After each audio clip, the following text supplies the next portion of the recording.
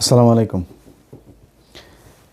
গতকালকে একটা ভিডিও আপনারা নিশ্চয়ই সবাই দেখেছেন। সেনাবাহিনীর কোনো একজন অফিসার কিংবা সৈনিক কোনো একজনের সাথে ঢাকা 17 আসনের যিনি দাঁড়িপাল্লার প্রার্থী ডক্টর খালিদুজ্জামান ভাই, তো খালিদ ভাই সেখানে খুব আক্রমণাত্মক কথাবার্তা বলেছেন। আমরা সেখান থেকেই শুরুটা দেখেছি। এর পেছনে কি হয়েছে না হয়েছে আমরা কিছু জানি না। আমি খালিদ ভাইয়ের সাথে আমার ব্যক্তিগতভাবে দেখা হয়েছে, কথা হয়েছে। আমার কাছে যেটা মনে হয়েছে যে এই লোকটাকে চাইলেও খেপানো খুব কঠিন, এরকম টাইপের খুব ঠান্ডা মেজাজের একজন মানুষ। তিনি হঠাৎ করে সেনাবাহিনীর মানে একটা গেটে যায় তিনি এত ক্ষেপে যাবেন, এটা আমি বাই করি নাই। এইখানে এটার পেছনে আরও অনেক কিছু আছে, কিন্তু প্রশ্নটা বা বিতর্কটা ওইটা নিয়ে না, যে উনি কতটুকু রেগেছেন, সেনাবাহিনীর অফিসার কতটুকু রেগেছেন, ওইটা না। প্রশ্নটা হচ্ছে সেনাবাহিনীর একটা একটা স্পর্শকাতর একটা বাহিনীর আপনার বডি ক্যামের ভিডিও ফুটেজ বাইরে আসলো কিভাবে। আমি গতকালকে আমার পেজে জুলকারনাইন স্যার ওনার পেজের একটা ভিডিও আমি আমার পেজে শেয়ার দিয়েছিলাম। আমি জানি না এটা প্রথমে কে কে করেছেন, প্রথমে কে আপলোড দিয়েছেন আমি জানি না, মানে কাকে প্রথমে দিয়েছে। এটা যদি সেনাবাহিনী মনে করে দেশের স্বার্থে বা কোনো কারণে এটা প্রকাশ করা দরকার, প্রচার করা দরকার, সেই ক্ষেত্রে সেনাবাহিনীর উচিত ছিল আইএসপিআর থেকে এটা করা, মিডিয়াকে ডেকে তাদেরকে দিয়ে দেওয়া, অথবা সেনাবাহিনীর নিজস্ব ফেসবুক পেজ আছে, ইউটিউব চ্যানেল আছে, সেইখানে এটা আপলোড দেয়া। সেটা না করে তাদের নিশ্চয়ই তারা প্রথমে এটা যার কাছেই এসছে সে তাদের কচুক্ষেতের ভাতাপ্রাপ্ত। তো এই কচুক্ষেতের ভাতাপ্রাপ্ত মুক্তিযোদ্ধা যারা আছেন তাদেরকে তারা দিয়েছেন। এই জিনিসটা একটা খুব রহস্যজনক এবং খুবই লজ্জাস্কর একটা বিষয়, যে সেনাবাহিনী এখনও পর্যন্ত সেই নোংরা রাজনীতি, শয়তানি এখন পর্যন্ত তাদের মাথার ভেতরে আছে। এই কারণে আমি আজকে মনে করলাম, তারপরে আরও কিছু বিষয় আছে যে বিষয়গুলো এখনও বলার সময় আসে নাই। আমি বিভিন্ন মাধ্যমে শুনছি, আমাকে গত 3-4 দিন আগে একজন ঢাকারই একজন ক্যান্ডিডেট ফোন করে বললেন যে তিনার যারা কর্মী আছেন এইসব কর্মীদেরকে একটা বিশেষ সেনাবাহিনীর একটা শাখা থেকে, আপনার সেনাবাহিনী নিয়ন্ত্রিত একটা গোয়েন্দা সংস্থা, সেইটা থেকে আপনার নাম চেয়েছে, তাদের নাম সংগ্রহ করছে। তো কেন নাম সংগ্রহ করছে আমরা জানি না। যদি এরকম কিছু থাকে যে বিশেষ হবে, অভিযান হবে, সেই অভিযানে আমি কিন্তু কোনো রাজনৈতিক দলের নাম বলি নাই। কোনো একটা রাজনৈতিক দলকে তারা মাঠে যাতে তারা কাজ করতে না পারে এই জন্য তাদের লোকজনকে ধরপাকড় হবে, বা কোনো দলকে সুবিধা দেয়। গত 1.5 বছরে চিহ্নিত কারা কারা চাঁদাবাজি করেছে, কারা সন্ত্রাসী কার্যকলাপ করছে, এখনও করছে, তারা চিহ্নিত, তাদেরকে ধরেন। সেটা যদি জামাতের আমির হয়, জামাতের আমিরকেও ধরেন, কোনো সমস্যা নেই। যদি বিএনপির বিশাল বড় নেতা হয় তারেও ধরেন, ওইটা ঠিক আছে। কিন্তু বিশেষ কোনো উদ্দেশ্যে আমি গতকালকের এই ভিডিওটার পিছনে অনেক বড় ধরনের একটা কনস্পাইরেসি আপনার লক্ষ্য করছি।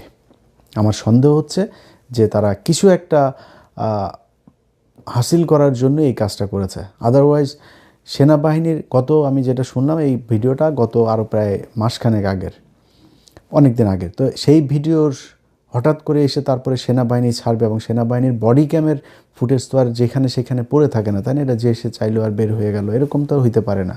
তারা সুনির্দিষ্ট সুপরিকল্পিতভাবে তারা এটা প্রচার করেছে। কেন করেছে সেটা আমরা জানি না। এইটার প্রেক্ষিতে সেনাবাহিনীকে আজকে কিছু কথা বলতে চাই। দেখেন সেনাবাহিনীর ভাইরা, আপনাদের একটা বিষয় বলে রাখি, আপনারা এই দেশের অনেক সম্মানের একটা জায়গায়, আপনাদের এই দেশের প্রয়োজন আপনাদের মানে এটা অপরিসীম, এটার কোনো শেষ নেই। মানে আপনারা ছাড়া এই দেশের সার্বভৌমত্ব টিকে থাকবে না, সম্ভব না এটা।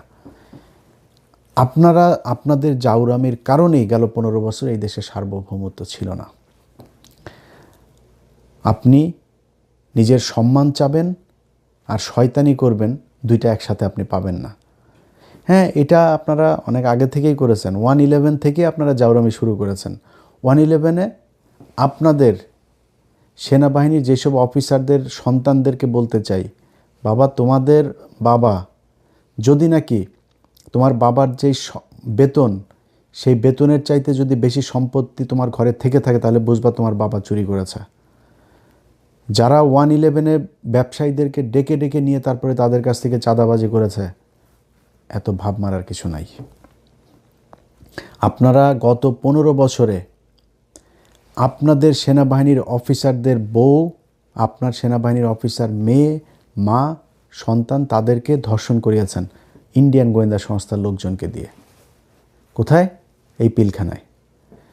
শুধু আপনি ধর্ষণ করাই শেষ না, আপনি ধর্ষণ করানোর পরে যেই সেনাবাহিনীর অফিসাররা এটার বিচার চেয়েছে তাদেরকে আপনারা গুম করেছেন, তাদেরকে গ্রেনেড হামলা মামলায় আসামি করেছেন, জোর করে চাকরিচ্যুত করেছেন, নির্যাতন করেছেন, দেশ ত্যাগে বাধ্য করেছেন। এটা আপনারা করেছেন, বিচারটা করতে দেন নাই। এরপরে কি করেছেন? সেই বিচারের পুরো অপরাধের দায় বিডিআরের উপরে চাপায় বিডিআরের নিরীহ মানুষগুলোর উপরে নির্মম নির্যাতন চালিয়েছেন। এটা সভ্য কোনো সমাজে, নিকট অতীতের কোনো পৃথিবীতে আজ পর্যন্ত এটা ঘটে নাই। মানুষকে জিজ্ঞাসাবাদের নামে 30 দিন 40 দিন আপনারা আটকে রেখে তাদেরকে নির্যাতন করে হত্যা করেছেন। জেলখানায় যে বিডিআর সদস্যরা গিয়েছে, যারা বের হয়েছে, তাদের অনেকের আমাকে ভিডিও কল করে দেখিয়েছে এই কোমরের মধ্যে, এই রানের মধ্যে ড্রিল মেশিন এই দিক দিয়ে ঢুকিয়েছেন, ওই দিক দিয়ে ড্রিল মেশিন বের করেছেন। সেই দাগ, সেই ক্ষত নিয়ে তারা এখনও পর্যন্ত অনেকে জেলখানায় আছে।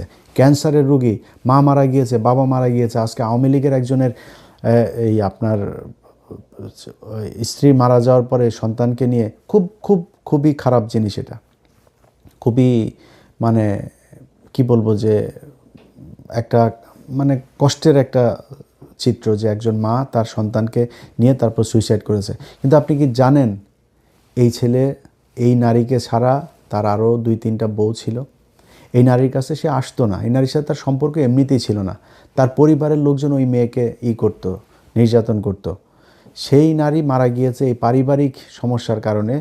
একটা বিশাল প্রথম আলো, ডেইলি স্টার দুইজনে মিলা, ওইদিকে চ্যানেল 24 এমন এক তৈরি করলো যে স্বামীর শোকে স্বামীকে জেল থেকে বের করতে না পেরে, তারপরে মিথ্যা মামলার অপরাধে স্বামীর এই অত্যাচারের এই দুর্বিষহ অবস্থা সহ্য করতে না পেরে দুনিয়া ছেড়ে চলে গেলেন। কি সেই মানে মিউজিক একটা করে দিলে বেদের মেয়ে জ্যোৎস্না ছবির মতো বিশাল করুণ দৃশ্য দেখা যাইত, বানায় দিলেন।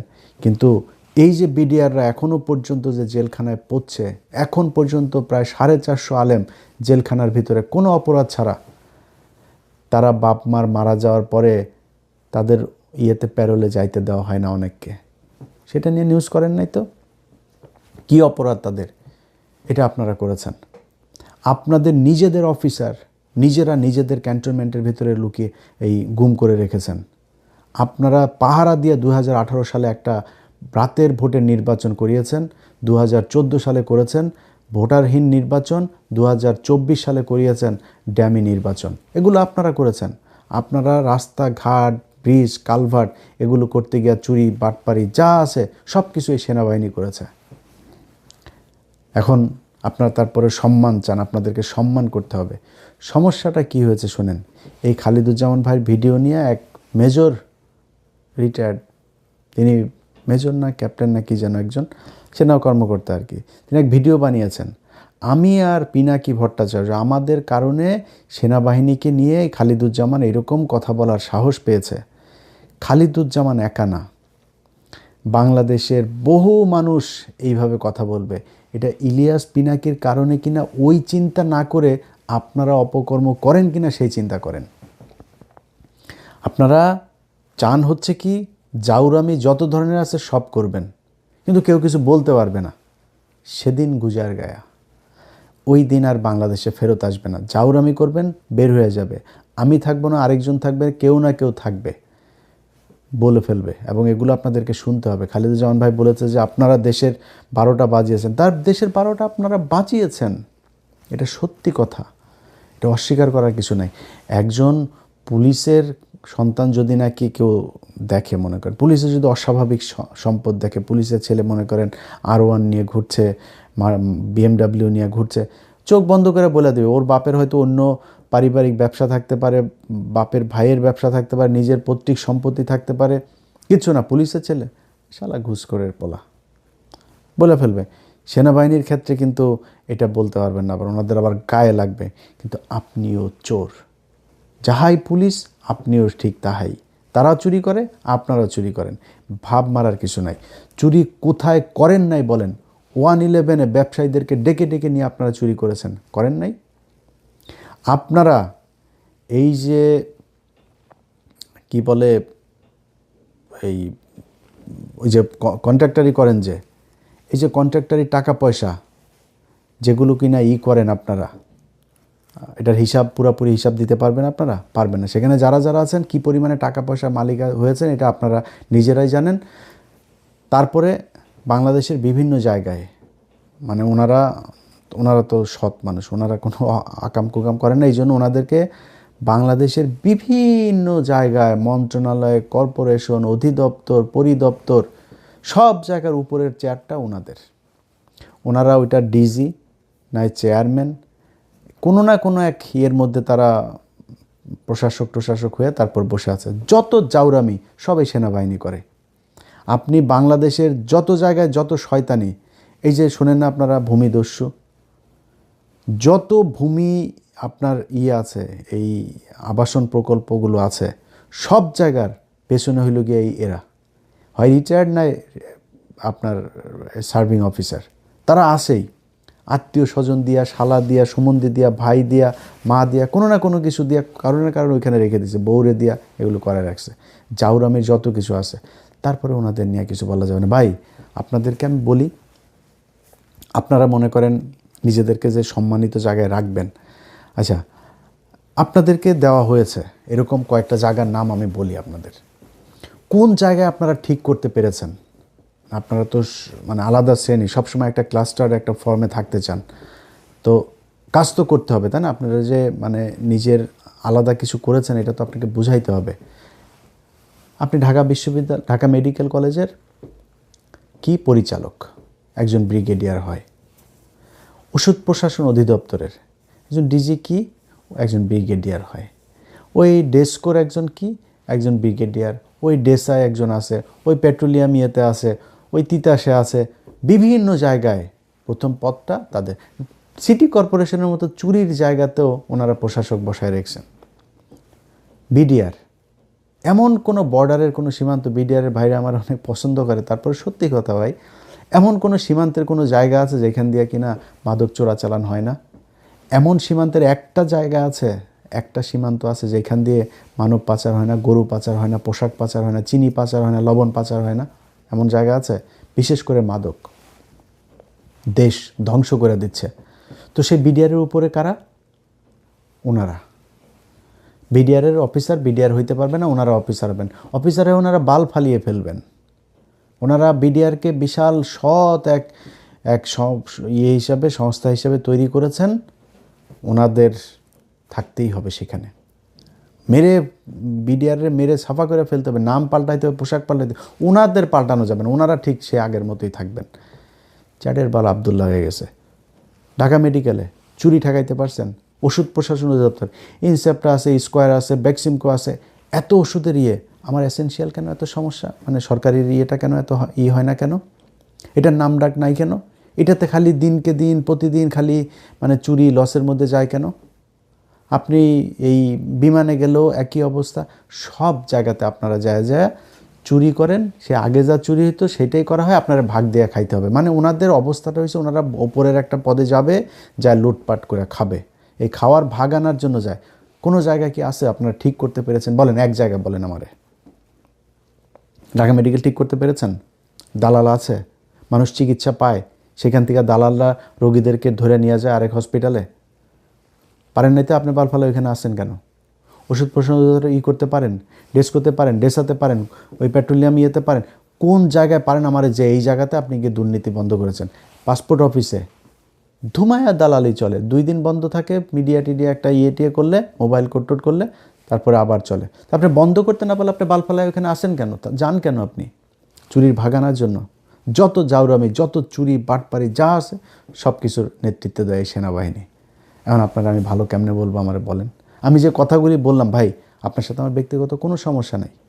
ইভেন ওয়াকার স্যার, আপনারে বলি স্যার, আপনার সাথে আমার ব্যক্তিগত কোনো সমস্যা নাই তো। আপনার লোকেদের সাথে কথা হয়েছে, আপনার কাছে কি চাইছি আমি? বলছি যে বিডিআরের লোকরে ছাড়া দিতে হবে, আলেমদের সন্ত্রাস বিরোধী আইনের যে মামলাগুলো, এই মামলাগুলোতে কোর্ট যদি জামিন দেয়, আপনি ডিজিএফআই ক্লিয়ারেন্সের এই অজুহাতে কারোর আটকাইতে পারবেন না। আপনারা 2 দিন পরে বললেন ফুল স্টপ। তো এই যে এরপরে যে বের হইলো কমিশন তৈরি করার পরে, তো সেগুলি কেন হইল?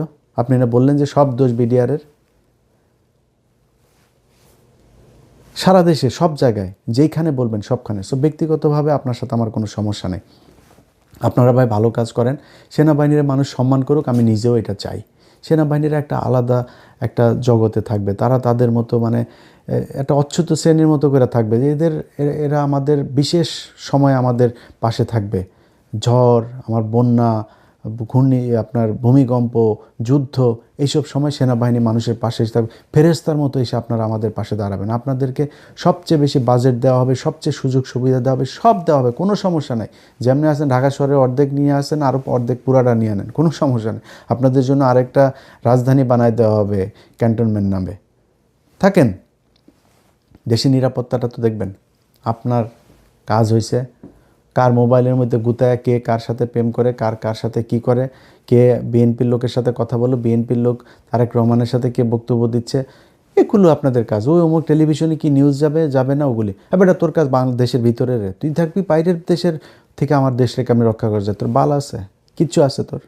তুই ইন্ডিয়া আজকে যদি আমার দেশে যদি 2টা ফাইটার যে বিমান পারে, তোর আকাশ নিরাপত্তা ব্যবস্থার কিছু আছে?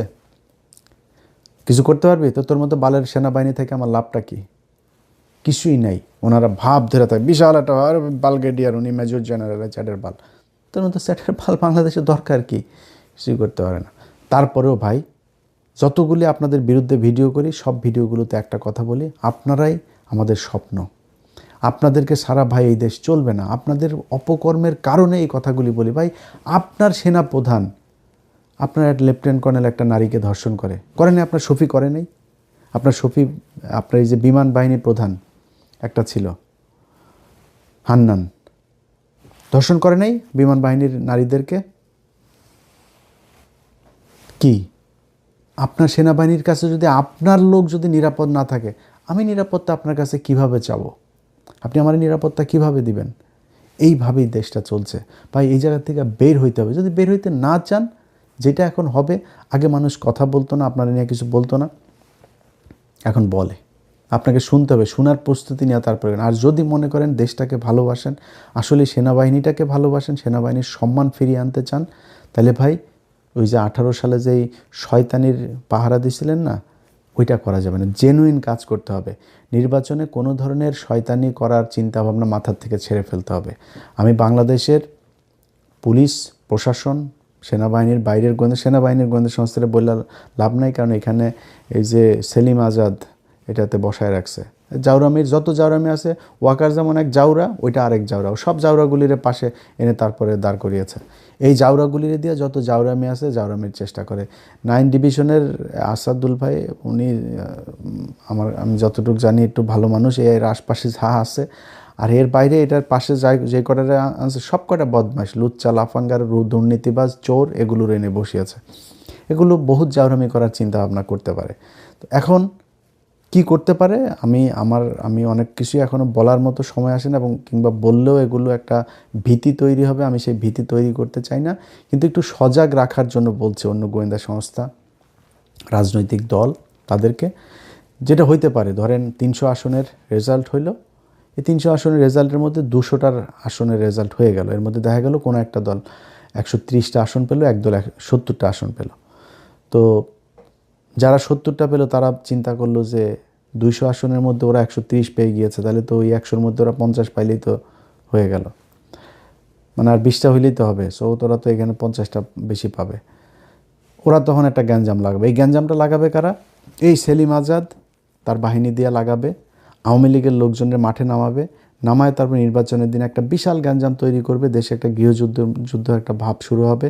তারপরে সেনাবাহিনী বাধ্য হয়ে বলবে যে আমাদের কিছু করার নেই, আমরা ক্ষমতা নিতে হবে। তারপরে নির্বাচনও হবে না, কিছুই হবে না, তারা দেশ চালায় আস্তে আস্তে আবার ফের বা বাংলাদেশের মানুষ ভুলে যাবে সব কিছু। হ্যাঁ, আওয়ামী লীগের প্রতি আরেকটু সহনশীল করে তারপরে 2 বছর পরে ধরেন একটা নির্বাচন দিবে, তখন আওয়ামী লীগ সহ এসে জয়েন করবে। কোনো সমস্যা নেই, আওয়ামী লীগের ভয় পাওয়ার কিছু নাই। আমরা যতদিন জীবিত আছি আওয়ামী লীগ এই দেশে নির্বাচন করবে, করে ক্ষমতায় আসতে পারবে, এটা নিয়ে আমরা টেনশনই করি না। আনলে আওয়ামী লীগরে আনলে এটা বিএনপির যদি ভালো হয় তাহলে বিএনপি আসতে দেখ, কোনো সমস্যা নেই। কিন্তু তারা এটা করবে, এটা করে তারপরে এই আওয়ামী লীগকে বাংলাদেশে আবার পুনর্বাসিত করার চেষ্টা করবে। আমার কাছে থাকা তথ্য এরকম একটা কিছু ঘটাইতে পারে। সো এই ব্যাপারে সবাই সাবধান থাকবেন। এত ইজি হবে না, পরিকল্পনা যদি কেউ নিয়েও থাকে এই জিনিসটা এত ইজি হবে না। আমাকে গত 3-4 দিন আগে একজন এরকম, এই যেটা বললাম যে তার ক্যান্ডিডেট, তার ওই কর্মীদেরকে তালিকা নিয়ে তারপরে তারা করছে। আপনি তার কার তালিকা নিয়ে আপনি কী করবেন জানি না আমরা। তো এগুলি করে যদি নাকি কোনো বিশৃঙ্খলা, কোনো শয়তানি করার চিন্তাভাবনা মাথায় থাকে সেটা বাদ দিয়ে দেন। আবারও বলি ভাই, আপনারা সেনাবাহিনী আমাদের গর্বের জায়গায় আছেন। এই গর্বটা আমরা সারা জীবন করতে চাই। আপনাদেরকে বাংলাদেশের মানুষ 5 তারিখে যে সম্মানটা দিয়েছে, এই সম্মানের যোগ্য আপনারা না, আপনারা বহুত চাওরা। আপনারা তারা ওই 5 তারিখেও আপনারা গুলি করে মানুষ মেরেছেন, এই সেনাবাহিনী। আবার সেগুলোর বিচার করতে চায় দেখা আপনারা তাদের সাব জেলে ওয়াইফাই, বাসার খাবার, বউয়ের সাথে আকাম কুকাম করার সুযোগ, গার্লফ্রেন্ডও পাঠান কিনা আল্লাহ জানে, সবই করতে দেন। এটারে জেল বলে? ও খুনি, চোর, ও গুমের সাথে জড়িত, তারে আপনি নিরাপত্তা দিয়ে রেখেছেন।